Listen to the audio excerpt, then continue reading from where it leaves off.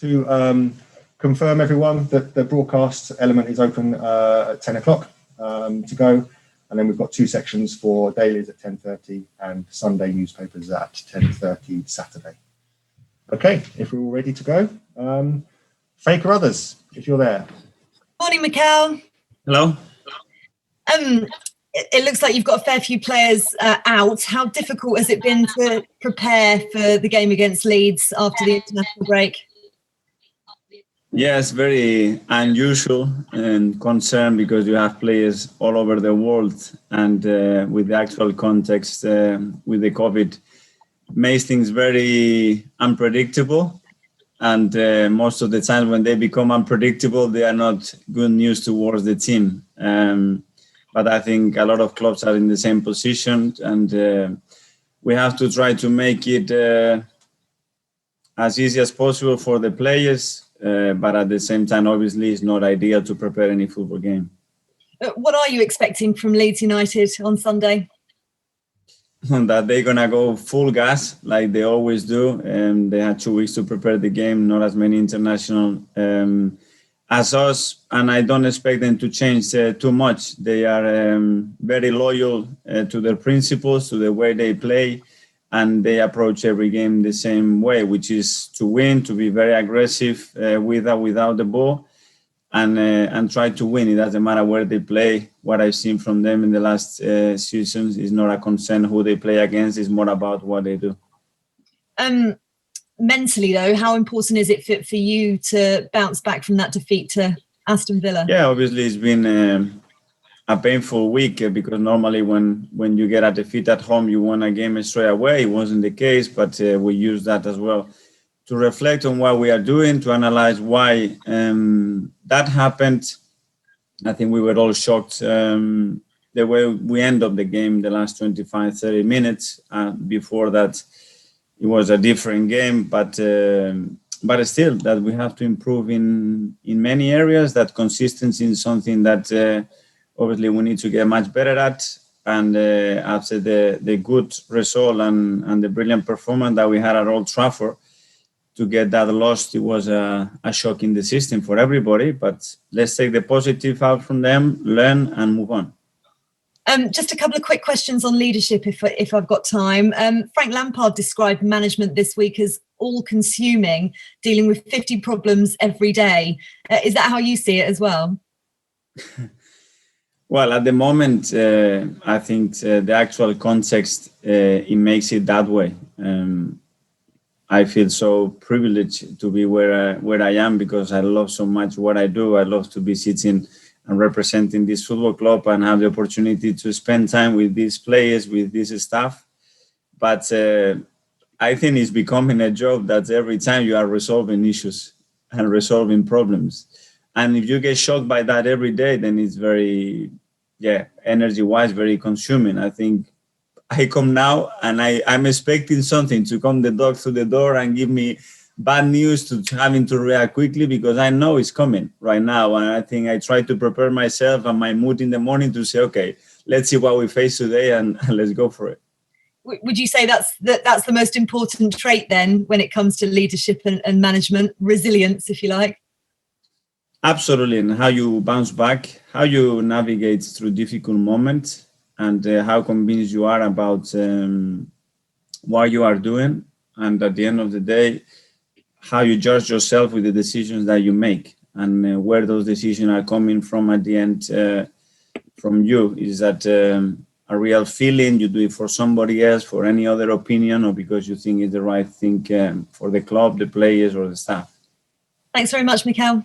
Okay, thanks, Faye. Now we'll move on to Dharmesh from Sky. Dharmesh, if you've got a couple, please. Thank you. Hi there, Mikel. Just very quickly on Thomas Partey. Do you have any idea when he could return? No, well, he picked an injury very early in the game. He tried to carry on. He wanted to continue the second half, and we knew it was a significant injury.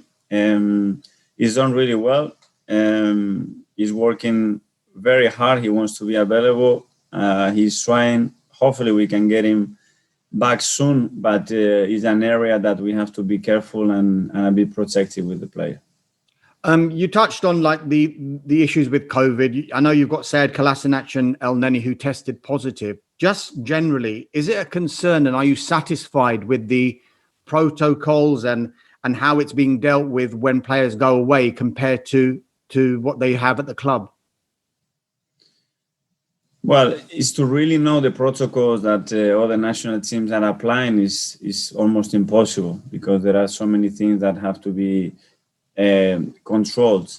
We just try to be in contact with them, make sure that that they know what we are expecting. They are trying to protect the players as much as possible, like we are doing. In some countries is more difficult than other. Obviously, the more exposed they are in flights, if they have to go in different planes, obviously the percentages of risk are increasing constantly, and it's not ideal, but we need to go through this. We are learning every day about it, and it's not much that we as managers can do as well.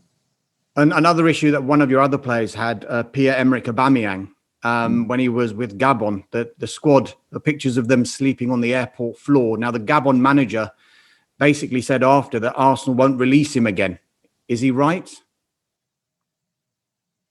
No, well, obviously it was a shock to see a full squad sleeping the way they were doing. I always believe that everybody is trying to do their best, and the Gabon national team are trying to organize things the best possible way. Sometimes things happen, unpredictable things happened, and it was an experience. I said to Oba, take it as an experience. You never, I'm sure for many months or years you haven't slept on the floor. Take it from there, and just make sure when you are in your bed, you know how good it is, how comfortable it is, and how lucky you are. And that's it. You cannot change it. You cannot rewind it. So take it the way it is and move on. And obviously, I hope that the next time it doesn't happen and our players have the rest that they need. You talked earlier about, just one more, Dan, you talked earlier about management being about resolving issues. I want to ask you about a reported issue at the training ground in the last couple of weeks between David Luiz and Dani Ceballos. Can you clear up what happened, please? Nothing. That training is very competitive, and issues happened a lot of times, and those things get resolved immediately within the team, and not much to say. No problem between the two? No problem at all. Thanks, Dharmesh. We'll move on to George on the BBC, please. Thanks, Dan. Mikel, did you see what happened between the two, between Luiz and Dani Ceballos? Were you there? No, I've got a really bad vision from far. That's why we train with behind closed doors. Okay. I was just wondering, is Willian fit to play on Sunday? Because was he in Dubai in the last 2 weeks? Yeah, you keep asking me for more and more issues. Whatever happens internally with any issues or things that we don't expect, as always, we will try to resolve them internally. That's been dealt with and explained, and we move on. Did he let you down in a way, making that trip?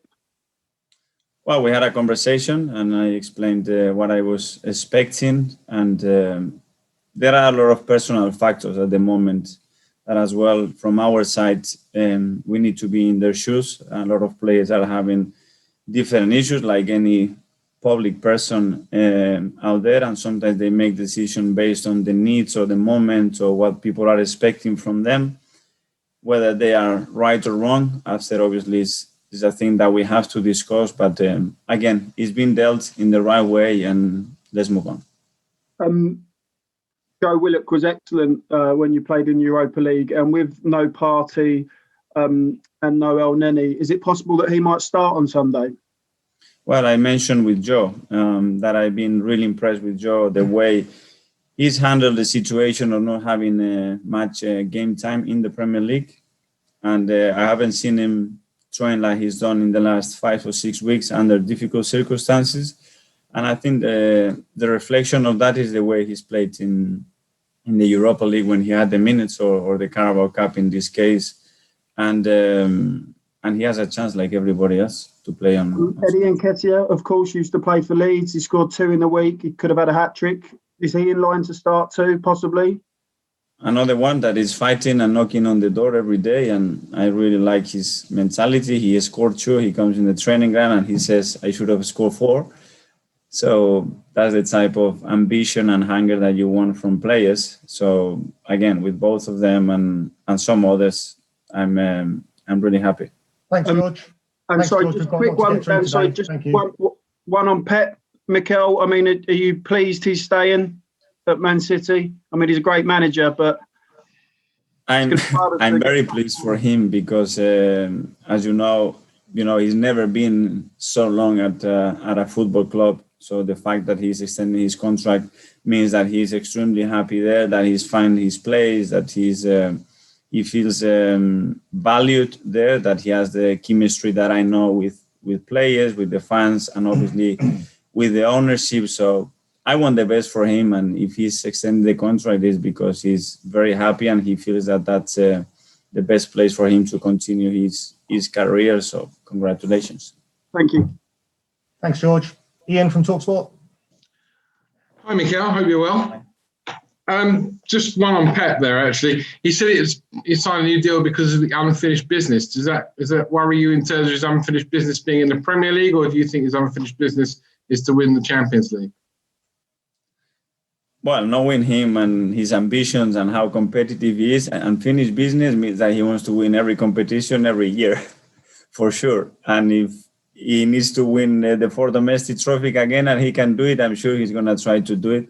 Obviously, Europe is a massive thing. He really wants to move the club towards that Champions League win, and that's on his way, And I think medium and long term, that was one of the things that he wanted to achieve. So I'm sure that it will be a focal point.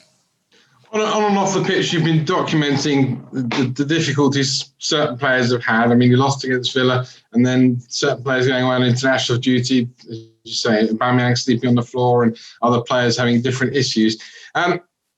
Is all this because they're getting a bit fatigued because the season is so condensed? I mean, we have Frank Lampard yesterday saying, hang on, 12:30 kickoffs off the back of international break, and asking us to play literally, and you're going to be doing this now because Europa League kicks in again, twice a week. I mean, are we really asking too much now of players and managers? Well, it's really demanding. It's never been done to play the amount of games that we have to play in a calendar year. It's never been done in the history of football. So it's something new, and obviously we know the consequences of that. The only thing from my side that I would demand to the Premier League, to the broadcaster, is that let's protect the players. At the end of the day, this industry, yes, we can do it without us being together in a room. We've been doing it training individually. We've been doing without having the possibility as a manager to speak to them in a room, even without the fans. But guys, we need the players. We have to protect them as much as possible. They are the protagonists of this whole industry, and whatever you can do, we have to modify the rules and make them a little bit more flexible for them, to give them a better opportunity to be fit. And it's not just physically, I mean mentally as well. Let's just do it, please. To that end, I mean, the EFL from tonight, the game with Coventry and Birmingham, are starting to have 5 subs. Is it time for the Premier League next week to say, we're changing our minds, we need more players for player welfare, we'll have 5 subs? I am all for it, and not only that, but as well to extend the numbers in the squad, because at the moment we have a big squad for different reasons, and we have to leave 7-8 players every time here at home. And meaning at home means at home, because from training ground you go home, from home you go training ground. So even mentally for them to feel involved, you are traveling away, you are 2 days without the squad, without your teammates, it will be really helpful for them. So let's try to help them. Let's make them involved at least on what we are trying to do here. And I think there are easy decisions, So I don't know. It's my opinion, and let's hope we can change it. Thanks, Ian. Last one from me. We had Oliver Dowden, the sports minister, on talking to us on TalkSport yesterday, hinting that we might get fans back in December. I know Arsenal were very keen and worked extremely hard to get fans back for October, which never happened. You must be hopeful and optimistic, maybe, that we might see fans back before Christmas. I'm very hopeful and optimistic because I've seen the plans, all the protocols, and all the work that the club is done to try to create a safe environment. I think we are able to provide that. If they decide to move ahead, the project that they've done, it's very impressive. So whenever we give the green light to do that, we are prepared to host them. Thanks, Mikel. Thank you. Thanks, Ian. Mark from PA, please. Morning, Mikel. Just one on Willian, if I could.